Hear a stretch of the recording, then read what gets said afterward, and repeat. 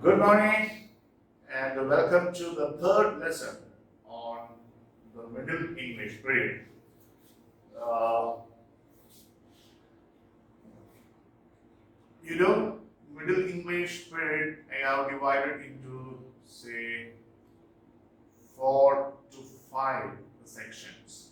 One period, but if I discuss everything pertaining to that period in one lesson, then it might take around 2 hours. So, for your convenience, I have divided that into 4 or 5 lessons. Okay, we have already seen pre-Chaucerian age, right? In Middle English, in fact, Middle English begins with pre-Chaucerian age, and after that, the age of Chaucer. Only about Chaucer we will be discussing, and then contemporaries of Chaucer, then from Chaucer to Spenser. Okay, this is how I have divided it for your convenience. Let's continue then.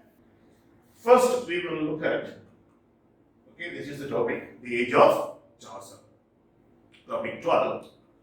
Historical background, as usual. Just a quick glance at certain important historical events that took place during the age of Chaucer. Growth of nationalism, that means one's love for one's country, that sense of patriotism has come into the people. So everything British was more important to the people than probably anything else. Then 100 Years' War, which started in 1337 and ended in 1457. So 100 Years' War took place during the time of Geoffrey Chaucer. What was this war? This was a war between England and France over, okay, among many things, especially over the question of ascension to the throne of France. That was the main issue. And this war went on for about 100 years. Black Death. No? Now we are facing say a kind of plague or a pandemic in the name of COVID-19. In 1347, there was a plague, a kind of pandemic known as Black Death, which in fact exterminated, wiped out, I think, 2/3 of Europe. Okay, then heavy taxation. The king started taxing the people very heavily. There was corruption at all levels. Corruption has always been there. Okay. Then the peasant revolt of 1381. The date is very important, and it was led by Wat Tyler, who was later captured and executed. His name is important from the examination point of view. Why the peasants revolted? Because there was corruption all around, they were heavily taxed, and they were in depression, in total despair, and they had to live in abject conditions. So they rebelled against the king, against the rulers.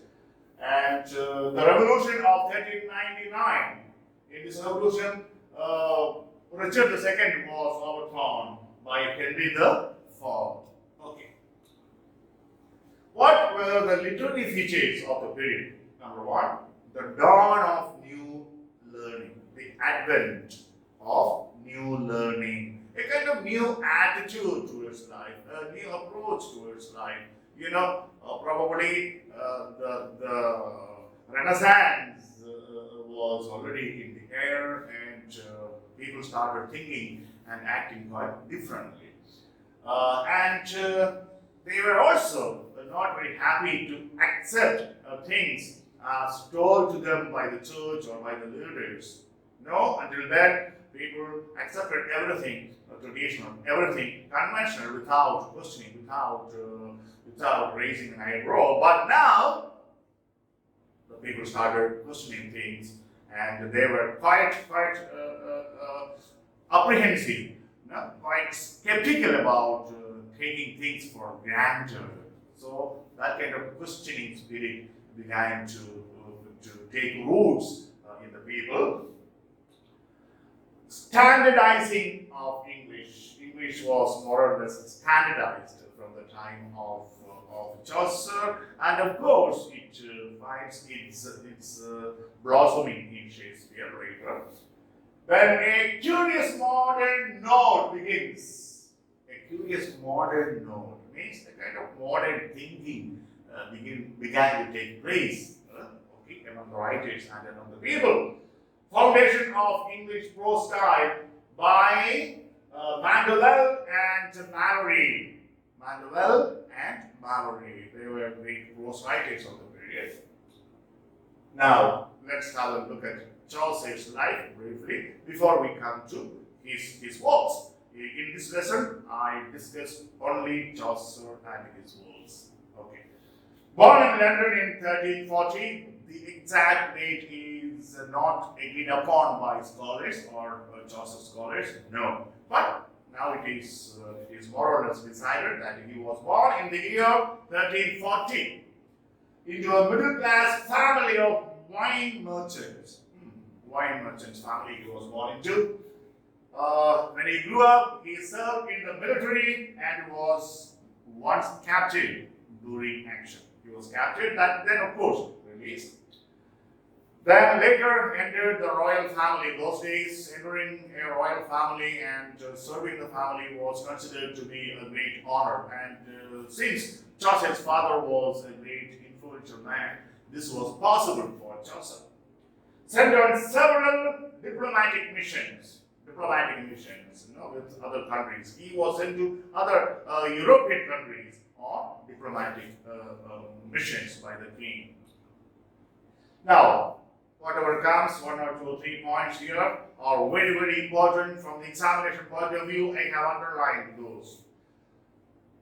The patron, who encouraged and supported or even sponsored or helped financially Chaucer was John of Gaunt, third son of King Edward III and Duke of Lancaster. So John of Gaunt was Chaucer's patron, important for his. Chaucer is called the father of English poetry. The father of English poetry, Chaucer is called. Introduced the rhyme royal.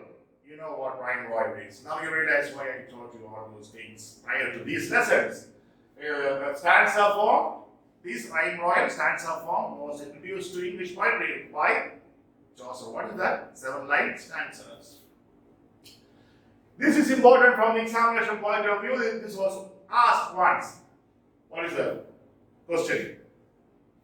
Under which of the following kings did Chaucer not live? So you must know the names of the kings under whose reign Chaucer lived. So he lived during the reign of Edward III, Richard II, and Henry IV. These were the kings under whom Geoffrey Chaucer worked and during whose reign he lived and wrought. Okay. Now, he was the first poet to be buried in Poets' Corner in Westminster Abbey. I have already told you what it is. If you have forgotten, please go back to that video and watch it once again. Now, the major influences on Chaucer as a poet.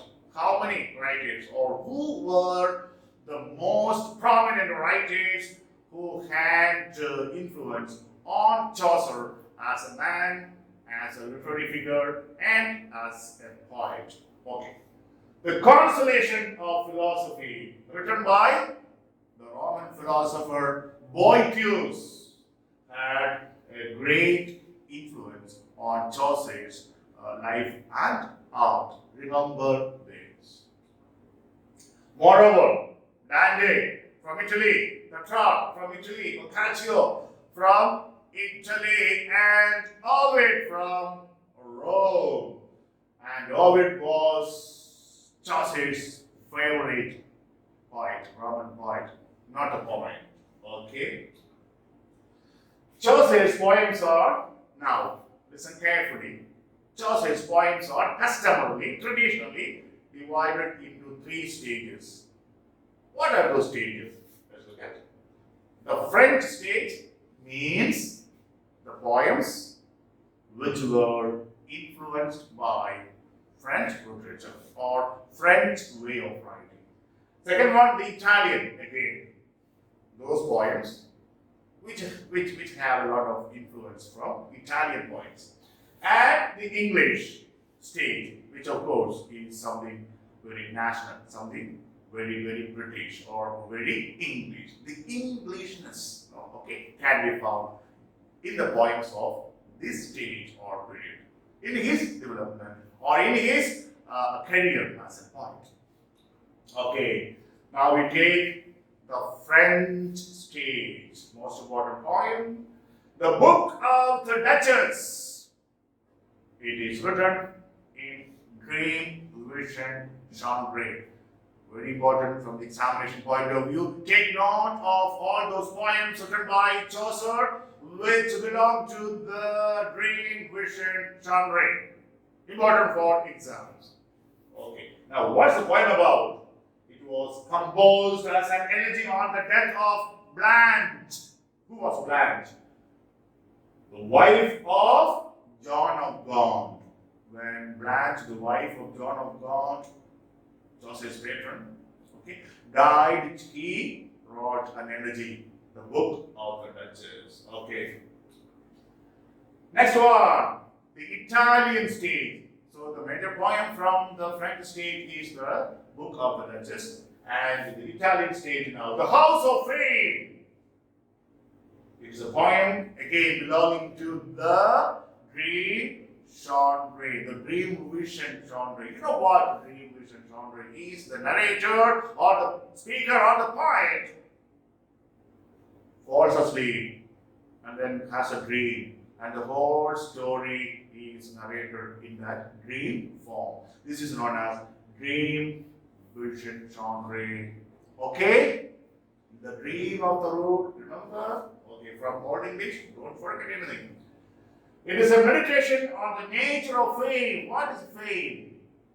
So the poet dwells upon this thing. What is fame? And again, the trustworthiness of recorded renown or fame. To what extent can we believe in the fame that is, or the renown that is recorded about other kings or other great generals or heroes? Can we actually trust them? These are the issues discussed or dwelt upon in this poem, The House of Fame.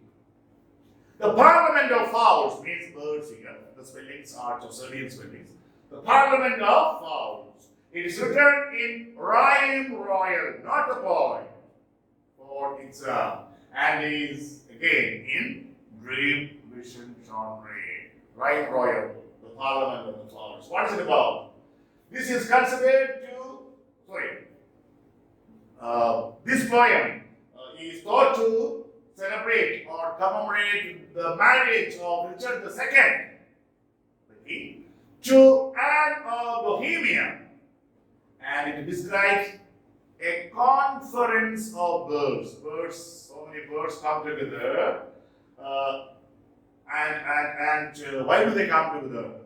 To choose their mates on St. Valentine's Day. So all the birds come together and then they meet together to choose their partners. Their partners on Valentine's Day. This is the theme of this poem. Now, the theme is the subject matter of the poem. Okay, choosing one's partner. And here Chaucer has used birds. Okay, to make people understand the actual theme quite allegorically. He chose the birds. Now, what is the actual theme? What did Chaucer want, or what does Chaucer want to convey to us through his poem? The importance of free will in everything that we do, especially in the choice of your life partner. Okay, some parents force life partners upon their children, and their autonomy is taken away. Their freedom, of choice, their free will is called in question. So the theme is the importance of free will, and Chaucer has borrowed extensively. This is important from the examination point of view from the Italian poets Boccaccio and Dante. So, okay, in the Parliament of Fowls, Chaucer has borrowed a lot from these two Italian poets. Troilus and Cresside. You know what it is. The first thing from the examination point of view, that's more important for me. This poem is dedicated to John Gower, another contemporary of Chaucer. I have a separate lesson on the contemporaries of Chaucer. Then I will talk more about John Gower. Now, this poem is dedicated to John Gower. Important from the examination point of view. Which poem? The Parliament of Fowls. And it is adapted, a sort of material, the stuff taken from Boccaccio. It is an epic poem which retells the Middle English, the tragic story of Troilus and Cresside, set against the background of the Trojan War. The Trojan War between the Greek and the Trojans, and against the background of this, a love affair takes place between Troilus and Cresside, a tragic love affair which never finds fruition. Okay. Many Chaucer scholars consider this his best work. Many, not all. Next one, the legend of good women. The legend of good women. Now, Chaucer started the poem with the intention of telling about 19 stories about virtuous women of antiquity. Women who lived, women of virtue who lived before Chaucer. He selected a few, and he actually wanted to write 19 such tales, or write about 19 women, but he finished only 8 and began the 9th. So remember this from the examination point of view. Only tales about 8 women were completed by Chaucer in his ambitious project, The Legend of Good Women. Okay, it is again in dream, vision, and short brain. Okay, the poem is the first non-attempt in English to use the heroic couplet, not the poem. From the examination point of view, the first poem, okay, to employ the poetic device, the heroic couplet. What is that? You already know. Now you understand why Sir has already told you all those things. It is a pair of rhyming lines in iambic pentameter. Iambic means unstressed, stressed, unstressed, stressed, unstressed, stressed. 5 feet, 10 syllables. First syllable unstressed, second one stressed.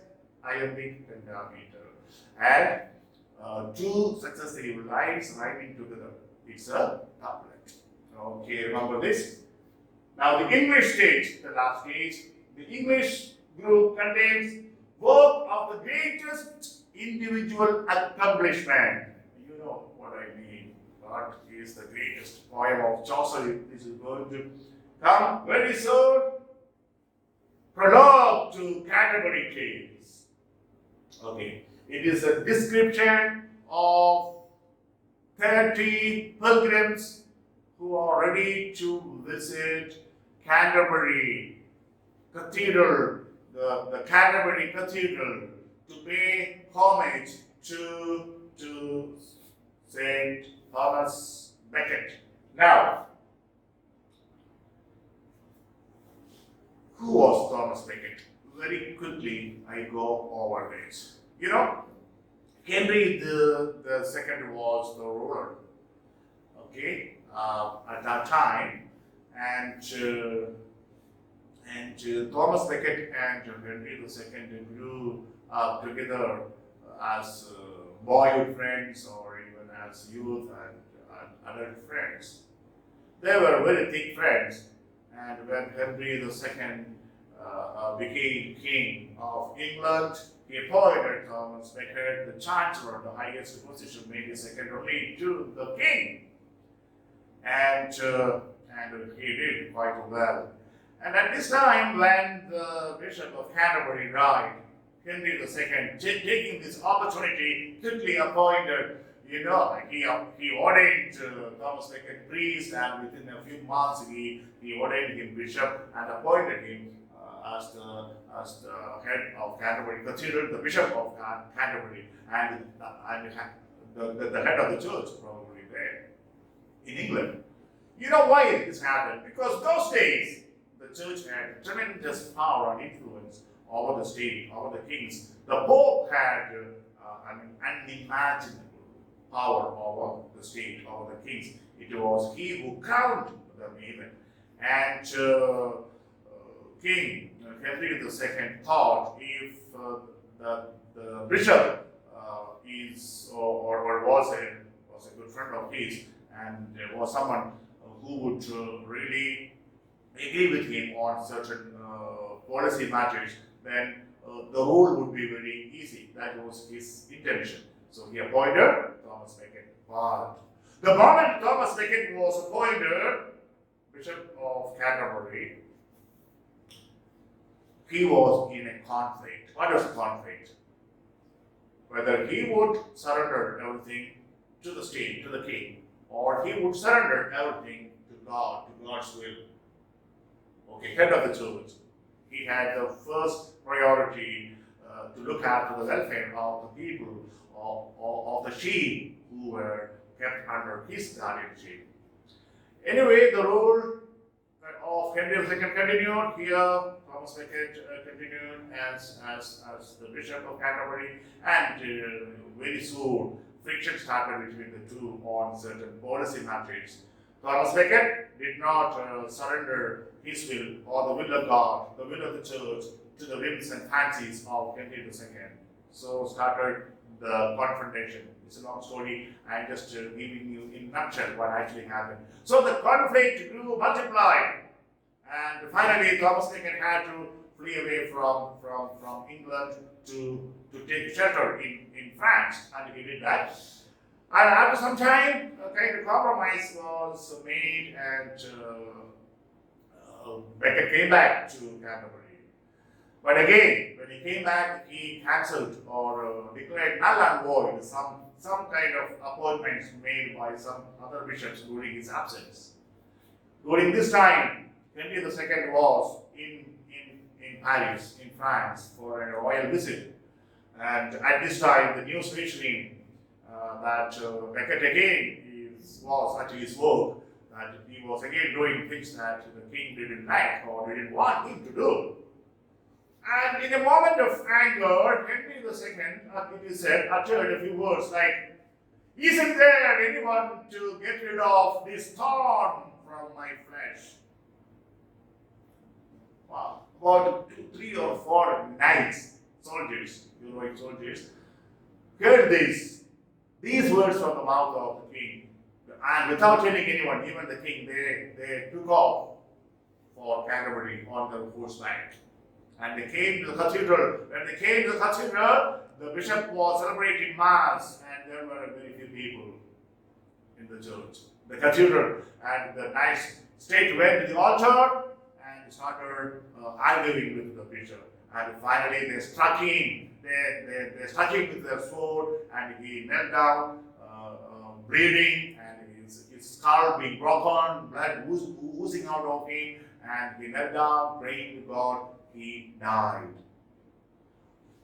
From that moment, Becket was considered a martyr for the church, for God's, for belief, for faith. And later on, what happened? When Henry II heard about it, he was so angry with the knights. He didn't actually literally mean getting rid of Becket. But these soldiers, these knights, misunderstood the words of Henry and they killed.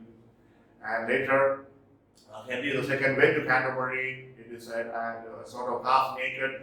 He did penance, he walked barefoot on the streets of Canterbury, and he spent one night beside the tomb of Becket doing his penance. Okay, then the church declared him saint, who? Thomas Becket, and that place became a center of pilgrimage. This is the background. Now, Chaucer in this poem, Prologue to Canterbury Tales, takes different people, okay, around 28 pilgrims, apart from him and the owner of Tabard Inn, who will also join this group. He draws people from different sections of society and tries to describe each one, each one's job or profession and eccentricities and features, etc. That's what he does in Prologue to Canterbury Tales. Okay. Here you can see, if you write down this note, those days the society was divided into mostly three sections. Now, the military, the clergy, and the laity. The military means the administrative rulers and all the high officials. And the clergy would mean the priests, the nuns, and those who belong to the church in a very official manner, the leaders of the church, and the laity, the common people. These were the three sections of society those days. And Chaucer in this poem draws people from each of these sections of society of his time. And his idea is to give us some kind of knowledge of the kind of life people had in those days. Okay? Now, the other poem is Canterbury Tales.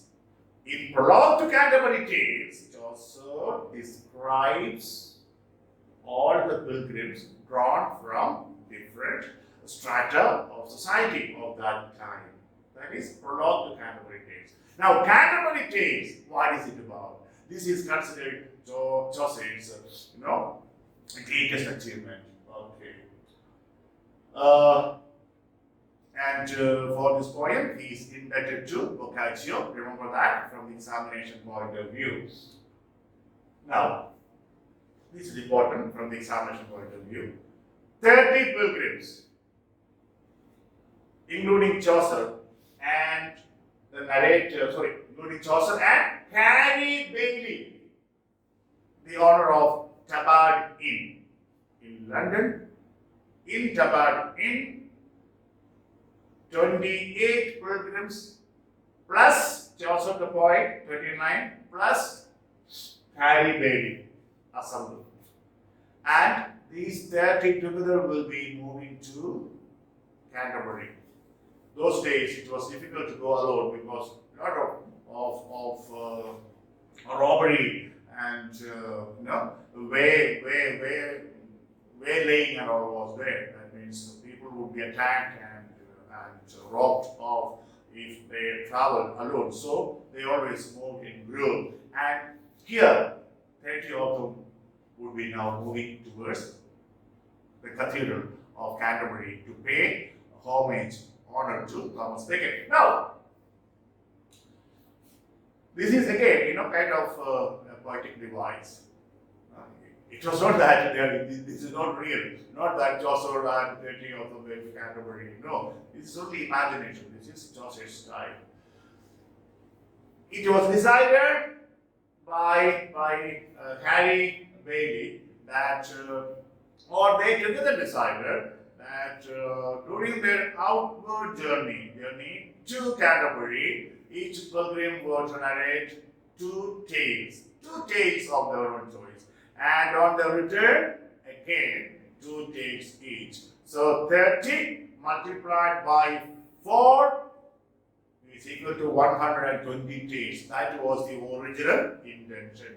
But it never happened. In reality, Chaucer could complete only 20 tales, and for incomplete tales. Important from the examination point of view. Here you can find in blue and in blue color that Thomas Becket was murdered in 1170. Just keep that point that in case a question asked 1170. Okay. Again, this is very important. This murder in the cathedral. Remember T.S. Eliot later on in the 20th century. When we come to him, you find he writes a play titled "Murder in the Cathedral." Again, referring back to this incident of Beckett's martyrdom. Okay. Now, I have already narrated what was the original plan of Chaucer, and he could actually materialize only 20 tales and 4 remained incomplete. Okay. Now, from the examination point of view, the first tale was narrated by the knight, and the last one by the parson. Parson, who is a parson? Kind of priest who guides these people. This term comes from the Christian religion. Parson, a shepherd who guides, who gives good advice to his people, placed under his stewardship in a parish. Okay.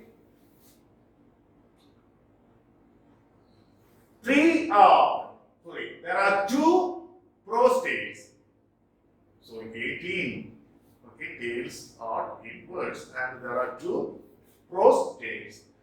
Chaucer's chain of many views and the parson's tale. These are given in prose, not a point. Okay. What are the 2 prose tales of Canterbury Tales? Okay. Now, I'll give you, before I end this lesson, the best tales. If you have time, please try to have a look at these tales. Some of them are really interesting. You will enjoy, I swear. The miller's tale. Who is a miller? A miller is one who has a mill where the grains are ground. Or of a kind of a machine, right? The nun's priest tale. It's a priest. The nun's priest here means the priest and the nun, they go together there on this image. The nun's priest tale. The knight's tale. A knight is always a heroic person. The merchant's tale. The reeve's tale. Reeve here means steward of a manor. Manor means a castle, a big house. Okay. The wife of Bath's tale. Don't mistake here. The wife of Bath means here Bath is not the man, the husband of this woman. No. Bath is a place in England. The wife. So this wife, this woman, her name, individual name is not given. She is known as the wife of Bath. That means she was the wife of a man from the place called Bath. She has been married 5 times and had many other affairs in her youth. Her tale is very interesting. You please read. The friar's tale. Who was the friar? A roaming priest. A priest who went from place to place those days, meeting people, helping them, advising them, whatever. But mind, in this poem, most of the tales are highly satirical, attacking the church and its corruption, its vices, etc. Okay? To understand this, you must read these tales. The summoner's tale. Now, who was a summoner those days? A summoner was one who was responsible to bring to the ecclesiastical court people who violated the laws of the church. So, a kind of, not a lawyer, an agent like. He was supposed to bring people, the offenders, to the court of the church to try there, and if found guilty, be executed. Okay. And the next one, the tale of Sir Thopas, told by Chaucer. So, a tale told by Chaucer himself is the tale of Thopas, a character in the poem. Now, before I conclude, just very quickly, we look at some of the prominent features of Chaucer's poetry. Number 1, his sense of observation. Remember only these points, sense of observation. He had an acute sense of observation. Number 2, descriptive power. he describes events and incidents and situations in such a powerful manner, and we are impressed by that. And then humor. There is a lot of humor in Chaucer's poetry. And then there is pathos also. What is pathos? Pathos means the ability to stir certain emotions of pity and what sadness or some deeply felt feelings in the audience, and in this case, in the Laureates. That's known as pathos. The skill of the poet to stir the emotions of the Laureates. And then great narrative power. The narrative power means the power to communicate to the Laureates with great force, with great effect. And his metrical skill, he introduced one was rhyme royal, and this is a decasyllabic, means 10 syllable. Decasyllabic, 10 syllable line from France, and then as you know, rhyme royal, 7-line stanza. These were all the contribution of Chaucer. Okay. Now, before I end, a few quotations from Chaucer. Some of these quotations you have heard. Nothing ventured, nothing gained is from Chaucer. Time and tide wait for no man, from Chaucer. If gold rust, what then will iron do? If gold rust, then what will iron do? That means if such certain people who we expect to be virtuous and good, if they go corrupt and evil, then what about common people? Patience is a conquering virtue. Yes, that's what you should have. Patience is a conquering virtue. All good things will come to people who wait patiently. Okay, then that's all for today. And until we meet for another lesson, that will be on the contemporaries of Chaucer. Take care, be happy, eat well, and stay